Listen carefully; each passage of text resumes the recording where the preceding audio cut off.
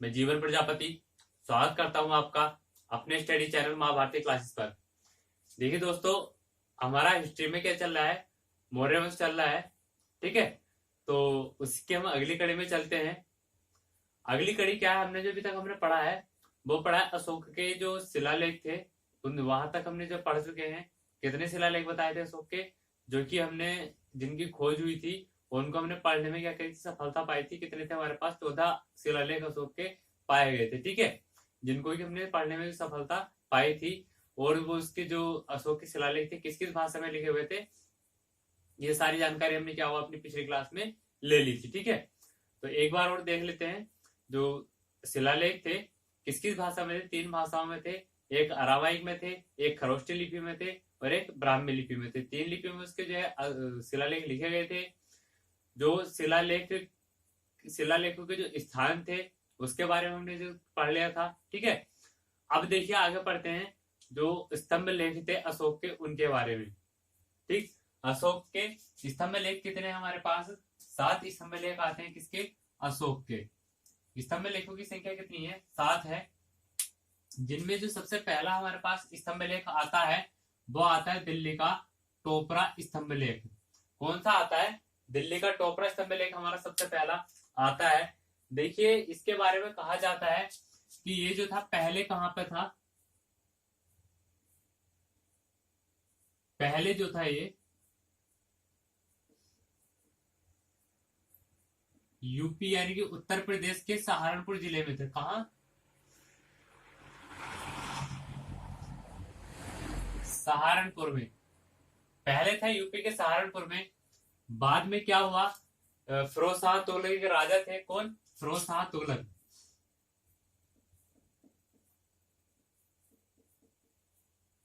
फिरोज शाह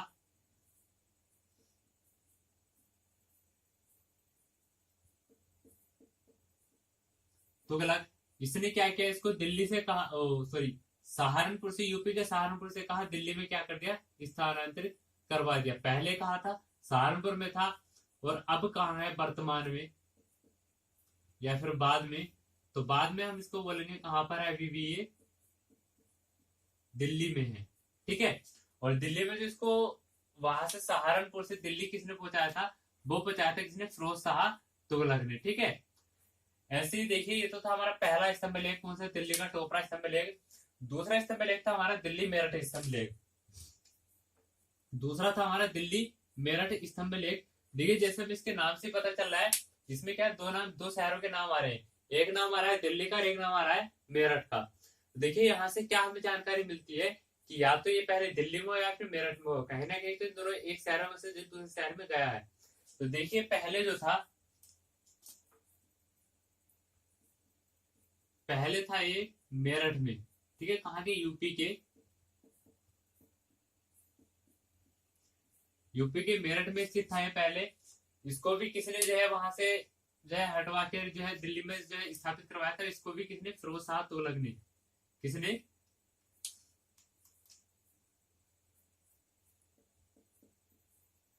फिरोज शाह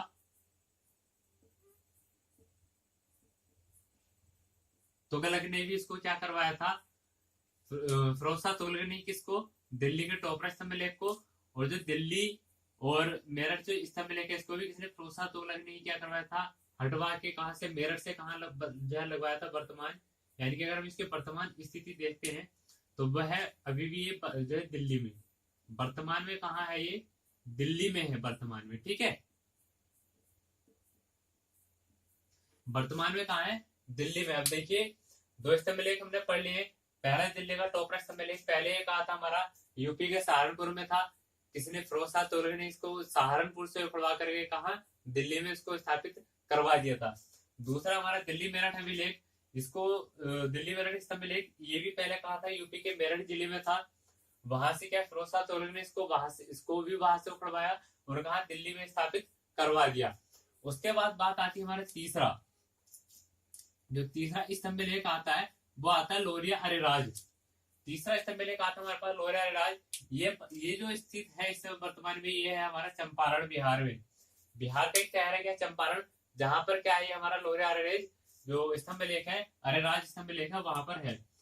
उससे अगला आता हमारे पास, चौथा नंबर आता है रामपुरवा।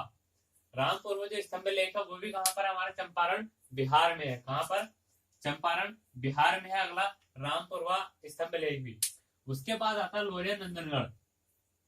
पांचवें नंबर पर कौन सा आता है हमारे पास, पांचवें नंबर पर आता है हमारे पास लोरिया नंदनगढ़ स्तंभ लेख। ये भी कहाँ पर है, हमारा चंपारण बिहार में। तो देखिए बिहार में हमारे पास कितने स्तंभ लेख आ जाते हैं, इसके 3 स्तंभ लेख हमारे कहाँ आते हैं, बिहार में आ जाते हैं। किसके, अशोक के 3 स्तंभ लेख कहाँ पर मिलते हैं, हमें बिहार में देखने के लिए मिलते हैं। पहला कौन सा है, पहला हमारे पास लोरिया अरेराज, दूसरा आता है रामपुरवा, और तीसरा आता है लोरिया नंदनगढ़। ये तीनों कहाँ से देखने के लिए मिलते हैं, चंपारण बिहार से देखने के लिए मिलते हैं। उसके बाद बात आती है हमारे अगला स्तंभ लेख, जो कि छठा स्तंभ लेख है। छठा स्तंभ लेख को जो नाम दिया गया वो दिया गया प्रयाग स्तंभ लेख, या फिर इसका उपनाम भी है, एक उपनाम है इसका रानी का अभिलेख। उपनाम में इधर लिख दे रहा हूं उसका,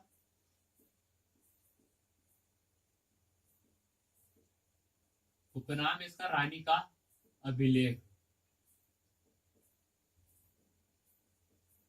अब देखिए इसको रानी का अभिलेख क्यों कहा गया है, सबसे पहले तो इसके बारे में हम थोड़ी जानकारी लेते हैं, पहले कहाँ था। ठीक है, तो पहले जो ये स्थित था वो था कौशाम्बी में। पहले कहाँ था ये,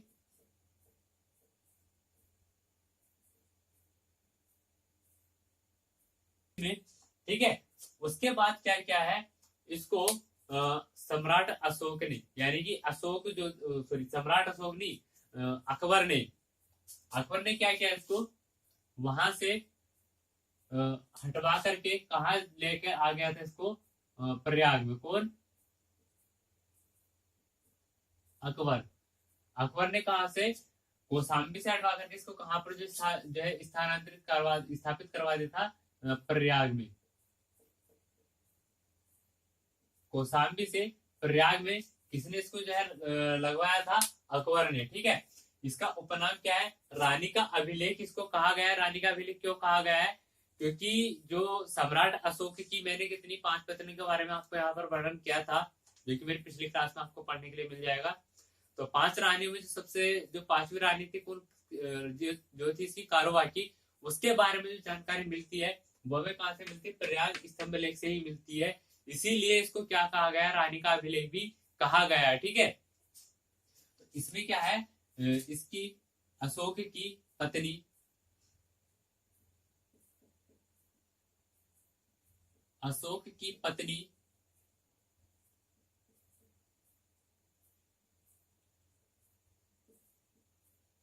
कारोबाकी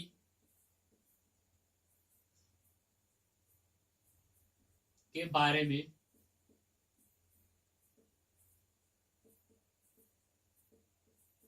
जानकारी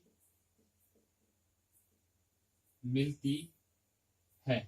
ठीक है, किसके, अशोक की पत्नी कारोबाकी के बारे में जानकारी मिलती है। इसको एक बार सही से लिख दे रहा हूं मैं। देखिए पहले कहा था ये हमारा, कौशाम्बी में था। उसके बाद कौशाम्बी से किसने इसको जो ट्रांसफर करवाया है, अकबर ने।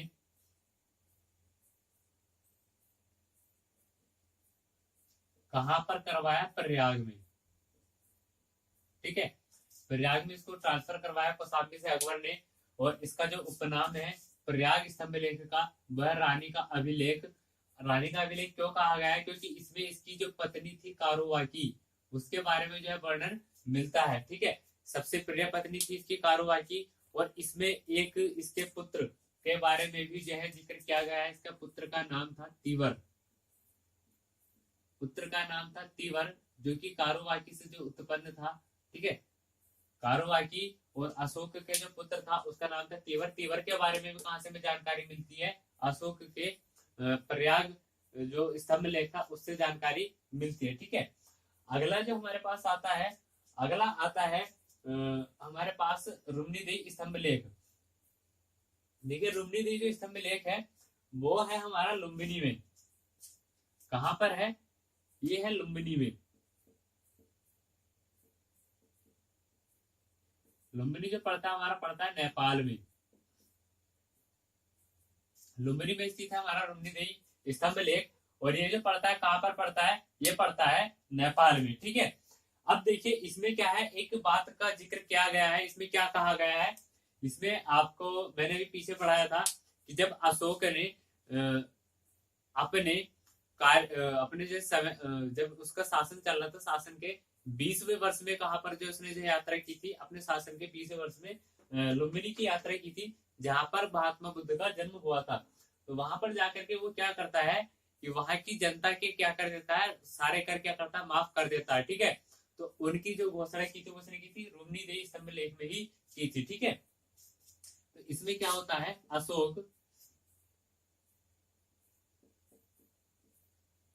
अशोक लुम्बिनी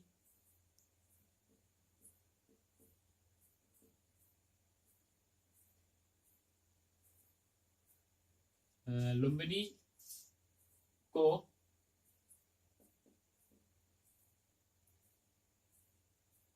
कर मुक्त कर देता है।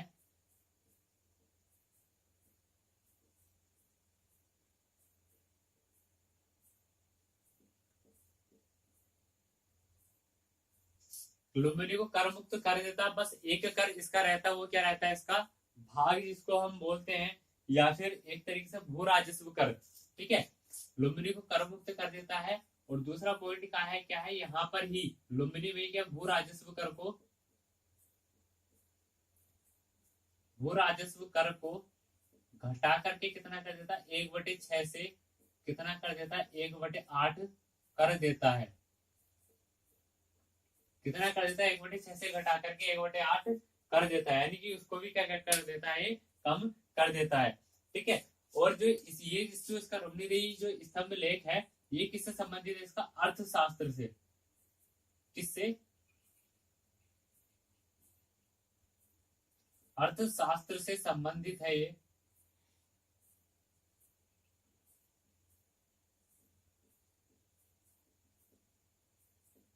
ठीक है, रुक्मिणी देवी जो स्तंभ लेख है वो किससे संबंधित है, इसका अर्थशास्त्र से संबंधित है।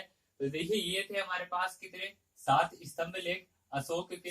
पहला स्तंभ लेख था हमारा दिल्ली का टोपरा स्तंभ लेख, जो कि पहले कहा था यूपी के सहारनपुर में था, उसके बाद फिरोज शाह तुगलक ने दिल्ली में इसको स्थापित करवा दिया। दूसरा था दिल्ली मेरठ स्तंभ लेख, ये पहले मेरठ में था यूपी के, उसका फिरोज शाह तुगलक ने इसको जो है दिल्ली में जो स्थानांतरित करवा दिया। उसके बाद आता लोरे आर्य राज, जो कि चंपारण बिहार में है। उसके बाद आता है रामपुरवा, वो भी कहा चंपारण बिहार में। उसके बाद आता है हमारे पास लोरे नंदनगढ़, ये भी कहां पर, हमारे चंपारण बिहार में। उसके बाद जो हमारे पास आता है 6 नंबर पर प्रयाग स्तंभ लेख। प्रयाग स्तंभ लेख पहले कहा था, हमारा कौशाम्बी में था, उसके बाद इसको स्थानांतरित करवाता अकबर, कहा कौशाम्बी से प्रयाग। ठीक है, और इसका प्रयाग स्तंभ लेख का उपनाम क्या हमारे पास, रानी का अभिलेख। इसी को जो है नाम रानी का अभिलेख क्यों पड़ा है, क्योंकि इसमें जो है अशोक की पत्नी कारोवाकी के बारे में क्या मिलती है, जानकारी मिलती है। ठीक है, और इसका एक पुत्र था तीवर, तीवर के बारे में कहा जानकारी मिलती है, प्रयाग स्तंभ लेख से ही जानकारी मिलती है। उसके बाद हमारे पास आता 7 नंबर पे रुक्मिणी देवी स्तंभ लेख। रुक्मिणी देवी स्तंभ लेख जो है हमारा कहाँ पर है, नेपाल में है, नेपाल के लुम्बिनी में।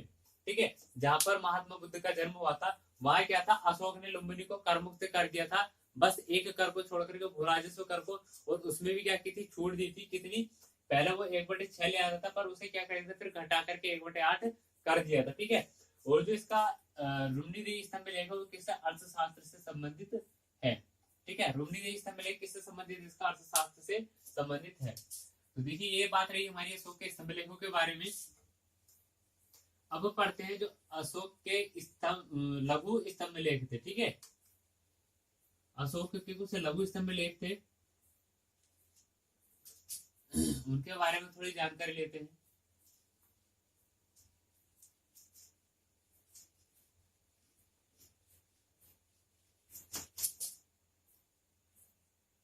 देखिए हेड में डालेंगे अशोक के लघु स्तंभ लेख।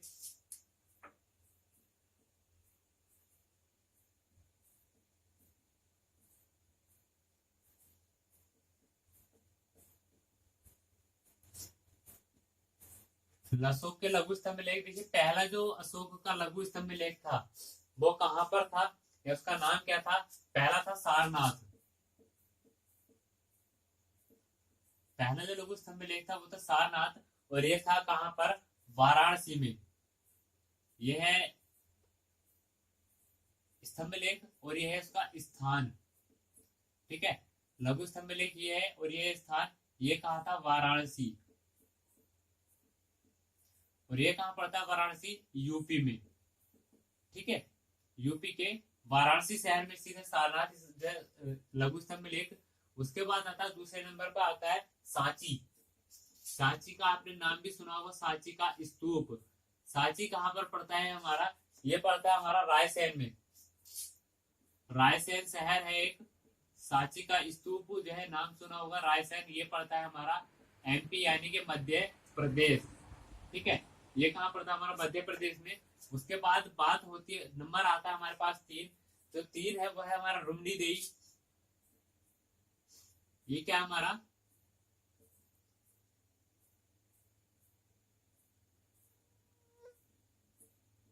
रुमनी देई। देखिए रुमनी देई एक स्तंभ लेख भी और लघु स्तंभ लेख भी दोनों है। ये कहां पर पड़ता है हमारा, नेपाल में। कहां पड़ता है हमारा, नेपाल में। उसके बाद नंबर 4 पे आता है हमारा कौसाम्बी। उसके बाद आता है नंबर 4 पे हमारा कौसाम्बी। कौसाम्बी एक स्तंभ लेख भी और लघु स्तंभ लेख भी है। ठीक है, ये कहां पड़ता है, ये वर्तमान में जो है कहां पर, इलाहाबाद में है, या फिर इसको क्या बोल सकते हैं हम, प्रयाग। इलाहाबाद में है, कहाँ के, यूपी के इलाहाबाद शहर में है। कौन सा, कौसाम्बी। ठीक है, और नंबर 5 पे आता है हमारा, नंबर 5 पे आता है हमारा निगलीवा।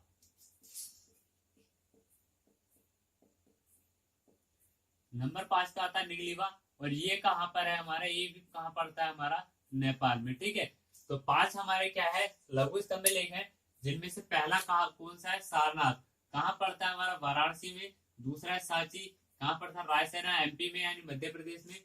तीसरा हमारा रुमनीदेही लघु स्तंभ लेख कहां पड़ता है, नेपाल में। और चौथा हमारा कौसाम्बी। कौसाम्बी कहां पड़ता है हमारा, इलाहाबाद यूपी में। ठीक है, और जो पांचवा है, पांचवा हमारा निगलीवा है। निगलीवा कहां पड़ता है हमारा, नेपाल में। ठीक है, तो ये 5 क्या थे, लघु स्तंभ लेख थे। तो देखिए जितनी भी जानकारी रही है, जितनी भी जानकारी रही, जो भी राजा हुए हैं उन्होंने क्या क्या कार्य किया है, वो सब के बारे में हमने क्या यहाँ तक जानकारी ले ली है। इसके मौर्य वंश के बारे में जितने भी राजे हुए। अब देखिए यहाँ से जो है अशोक का समय यहाँ पर होता है, लगभग समाप्त हो चुका है। अशोक का समय यहाँ पर लगभग समाप्त हो चुका है। अब क्या होता है, यहाँ से आगे अगर हम देखते हैं, तो यहाँ से आगे जो जितने भी उत्तराधिकारी आते हैं वो सारे आते हैं निर्बल उत्तराधिकारी, या फिर एक तरीके से क्या कह सकते हैं, वो योग्य शासक नहीं थे, अच्छे से शासन नहीं कर पाए थे। ठीक है, तो अशोक की मृत्यु हो जाती है। मौर्य का अंत एक तरीके से हम इसको बोल सकते हैं, आप मौर्य का अंत बोल सकते हैं। तो दी अशोक की मृत्यु होती है 232 ईस्वी में।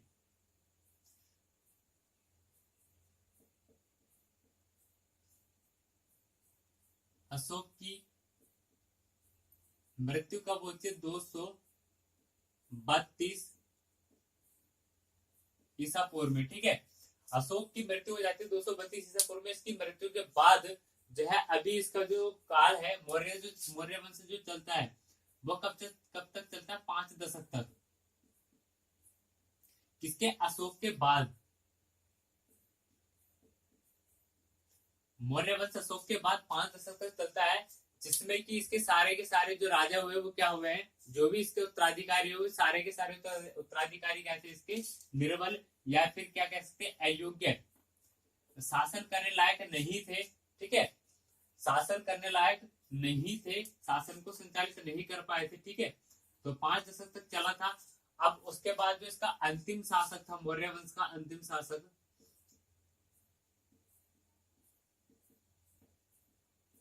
मौर्य वंश का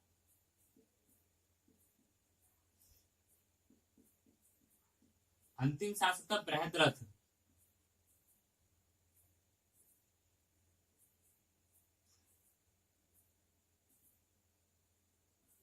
मौर्य वंश का अंतिम शासक कौन था, बृहद्रथ था अंतिम शासक किसका, मौर्य वंश का, जिसको कि इसकी हत्या करके फिर क्या होता है, एक नया वंश की स्थापना की जाती है। बृहद्रथ की हत्या करके एक नया वंश हमारा जो है आता है। उसकी हत्या कौन करता है, बृहद्रथ की हत्या करता है पुष्यमित्र शुंग। पुष्य मित्र शुंग किसकी बृहद्रथ की हत्या कर देता है, ठीक है। ये क्या करता है, हत्या कर देता है, कौन, पुष्यमित्र शुंग किसकी, बृहद्रथ की हत्या कौन करता है, पुष्यमित्र शुंग। और उसके बाद ये एक नए जो है वंश की स्थापना करता है, वंश की स्थापना करता है शुंग वंश की, ठीक है। शुंग वंश की स्थापना करता है कौन, पुष्यमित्र शुंग। और पुष्यमित्र शुंग जो था ये था मौर्यों का सेनापति, मौर्यों का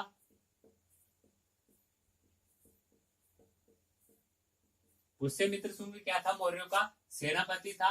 अब देखिए जब उसको लगा है सेनापति को कि आगे जितने भी हमारे राजा होने वाले हैं वो सारे क्या दुर्बल हैं, वो किस शासक करने लायक नहीं है, तो जैसे ही मौका इसको मिलता है किसके, बृहद्रथ के समय पर पुष्यमित्र शुंग को, तो ये क्या करता है, बृहद्रथ की हत्या कर देता है। उसके बाद क्या करता है, वहीं पर क्या मौर्य वंश का जो है मौर्य वंश समाप्त हो जाता है। क्योंकि देखिए बहुत पीक पर था अपने भी मौर्य वंश कभी, जिसके समय पर अशोक के समय पर, अशोक के समय पर मौर्य वंश बहुत पीक पर था, अपने चोटी पर पहुंच चुका था।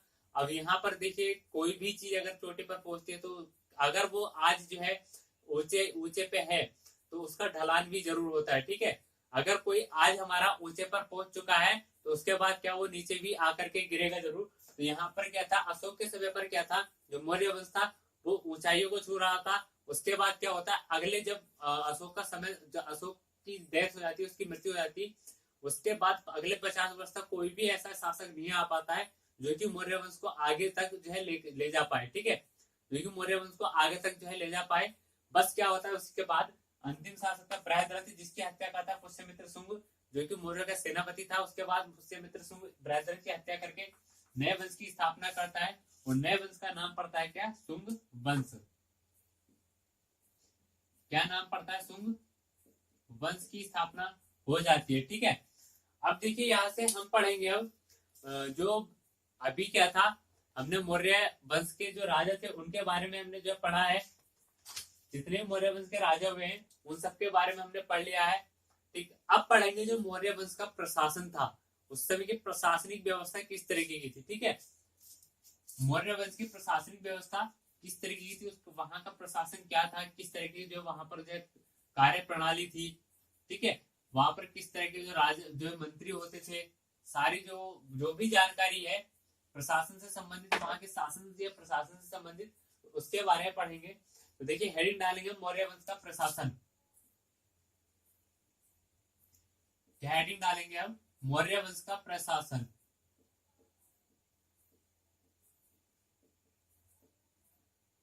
मौर्य वंश का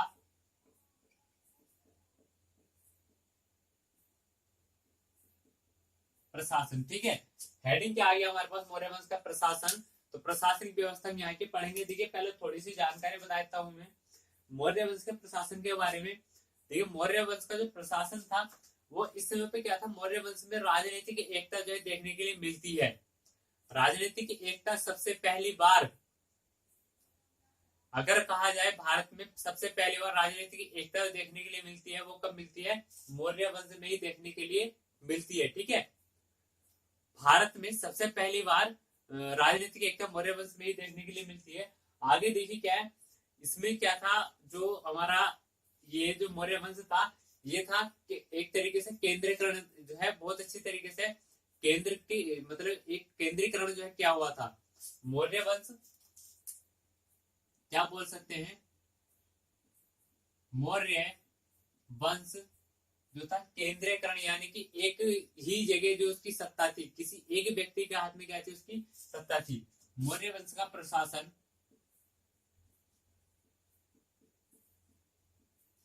केंद्रीकृत था।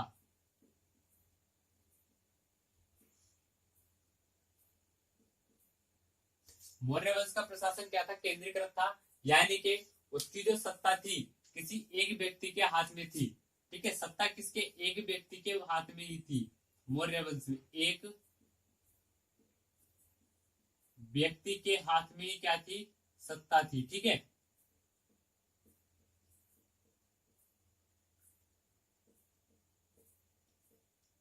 सत्ता किसी एक व्यक्ति के हाथ में थी। और देखिए मौर्य वंश के प्रशासन के बारे में हमें जितनी भी जानकारी मिलती है, किससे मिलती है मौर्य वंश के प्रशासन के बारे में जानकारी?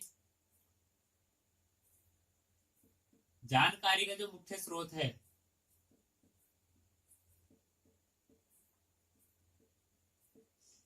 जानकारी का मुख्य स्रोत वो है हमारा कौटिल्य का अर्थशास्त्र नामक पुस्तक। कौटिल्य का अर्थशास्त्र नामक पुस्तक। इस पुस्तक से जितनी भी जानकारी, जितने भी हम जो अब मौर्य वंश के प्रशासन के बारे में पढ़ेंगे वो सब किससे पढ़ेंगे? कौटिल्य के अर्थशास्त्र नामक पुस्तक से ही जानकारी हमें सारी मिली है। अब देखिए, इसमें मैंने आपको पहले बताया था कि इस पुस्तक का नाम क्या है? अर्थशास्त्र। इस पुस्तक का नाम क्या है? अर्थशास्त्र। परंतु इसमें जो जानकारी मिलती है वो किसके बारे में मिलती है? राजनीतिक विज्ञान के, राजनीतिक विज्ञान के बारे में क्या मिलती है? जानकारी मिलती है, ना कि किसी भी अर्थ से संबंधित जानकारी मिलती है। ठीक है, क्या है? वित्त से संबंधित जानकारी नहीं मिलती है, इसमें जानकारी मिलती है किससे? राजनीतिक विज्ञान से संबंधित जानकारी हमें मिलती है। ठीक है, अब देखिए बात आती है कि इनका जो प्रशासन था वो किस तरीके से जो विभाजित था, कितने भागों में इनका जो है प्रशासन विभाजित था। ठीक है, मौर्य वंश का जो प्रशासन था वो कितने भागों में विभाजित था? तो देखिए, पहला भाग आता है हमारा केंद्रीय प्रशासन। पहला भाग आता है हमारा केंद्रीय प्रशासन। दूसरा भाग आता है हमारा प्रांतीय प्रशासन।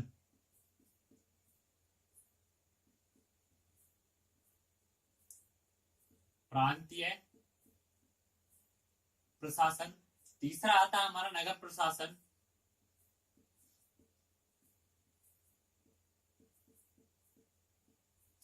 और जो चौथा आता है हमारे पास वो आता है हमारा ग्राम प्रशासन।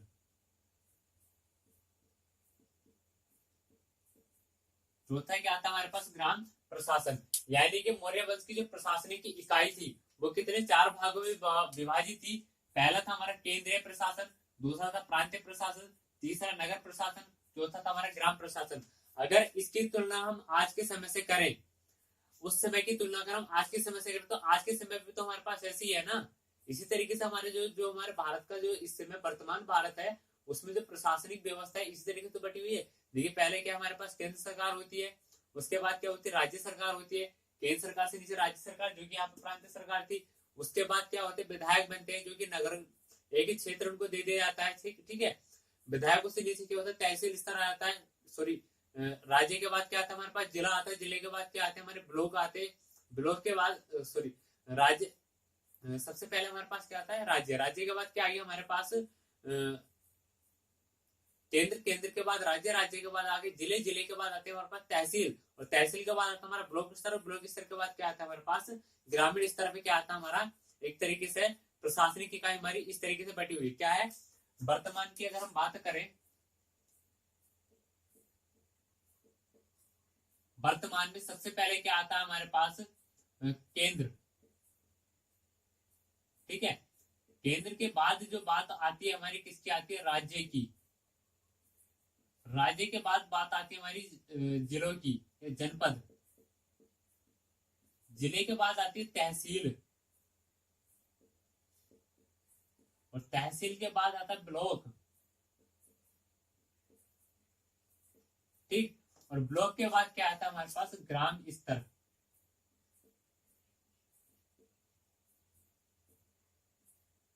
तो देखिए, लगभग उस समय से मिलती जुलती आज की भी हमारी क्या प्रशासनिक व्यवस्था है। ठीक है, लगभग उस समय से मिलती जुलती हमारी आज की भी प्रशासनिक व्यवस्था है। तो ये सारी चीजें क्या है? देखिए, आज इस समय का अगर हम इसको जितना भी हम अब पढ़ रहे हैं इसको अगर हम पहले से रिलेट करते हुए पढ़ेंगे, या फिर जितना भी जो पहला था उसको हम आज के समय से रिलेट करते हुए पढ़ेंगे, वो दोनों में संबंध देखेंगे भाई उस समय पे क्या था और आज के समय पे क्या है, तो बहुत अच्छी तरीके से आपको ये सारा कुछ लर्न हो जाएगा। ज्यादा दिक्कत परेशानी आपको नहीं आने वाली है इसको याद करने में। ठीक है, और याद करने के लिए भी ज्यादा दिमाग पर जोर नहीं देना है। बस खाली क्या करना है, एक बार यहाँ से पढ़ लेना है, पढ़ने के बाद अपने नोट्स बना लेने हैं, और नोट्स को बस खाली जब आप अगले दिन पढ़ने के लिए बैठोगे, ठीक है, तो पिछला पहले रिवाइज कीजिए, उसके बाद अगला पढ़िएगा, पहले पिछला रिवाइज करना है, उसके बाद अगला पढ़ना है। वहां से आपको ज्यादा रटने की जरूरत नहीं पड़ेगी, कम समय में और अच्छे से तुम्हारे जो है याद हो जाएगा। और मैं समझता हूँ कि इस तरीके से याद हो जाएगा, आप उसको कभी भूल भी नहीं सकते। ठीक है, तो देखिए आज की हम क्लास अपनी यही समाप्त करते हैं। आगे आगे हम पढ़ेंगे क्या है केंद्र प्रशासन, प्रांत प्रशासन, नगर प्रशासन, ग्राम प्रशासन के बारे में। ठीक है, अगली क्लास इसके बारे में रखेंगे, और हो सकता है कि अगली 1 या 2 क्लासों में इसको पूरा समाप्त कर दें। ठीक है, तो आज की क्लास में ही समाप्त करते हैं, मिलते हैं अगली क्लास में, तब तक के लिए जय हिंद।